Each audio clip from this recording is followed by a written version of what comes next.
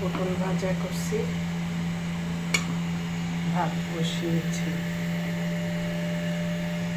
পটল ভাজা করেছি।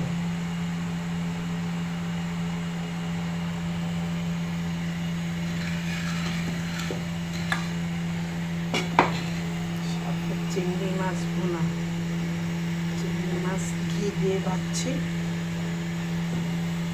চিংড়ি মাছ ঘি দিয়ে ভাজছি, চিংড়ি মাছ ভুনা।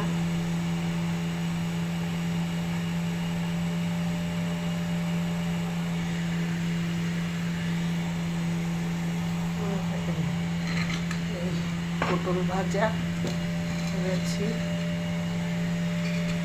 গরুর মাংস ভুনা করেছি।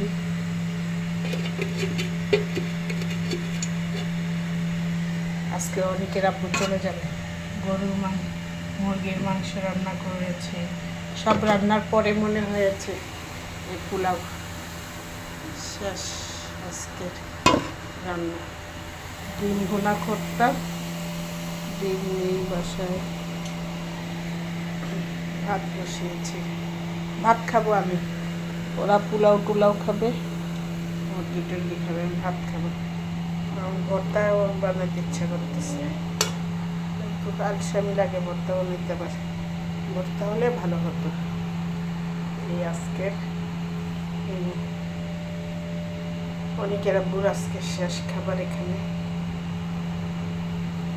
রাত্রে খাবে পরোটা টরোটা খাবে, প্লেনে খাবে, তো বাসায় রান্না আজকে শেষ খাওয়া রান্না। আজকে ভূমিকম্প হয়েছে, কোথায় কোথায় ভূমিকম্প হয়েছে একটু বলবেন। আমি তো চুলা খুলেই চলে গেছি, পুরো এসে দেখি ছেলের জন্য ডিম পোস্ট করতেছিলাম, ডিম পোস্ট আর করতে পারি না। এইভাবে আমি চুলাটা কমাবো কি উল্টা চুলা বাড়াইয়ে দৌড় বাইরে চলে গেছি, আইসে দেখি সব পুরে ছাই, চুলা নিবাতেই ভুলে গেছি, চুলা আরো বাড়াই দিয়ে গেছি, এই অবস্থা।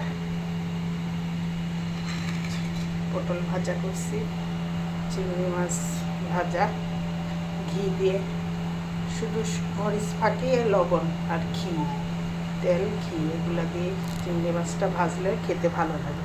হলুদ দিয়ে চিংড়ি মাছ ভাজলে মজা লাগে না, শুধু মরিচ আর লবণ দিয়ে চিংড়ি মাছ ভেজে খেয়ে দেখেন, অনেক ভালো লাগে। সাথে একটু ঘি হলে ভালো লাগে, আর চিংড়ি মাছের তেল হলে তো আরও মজা। এই রান্না হয়ে গেছে আমার, শেষ।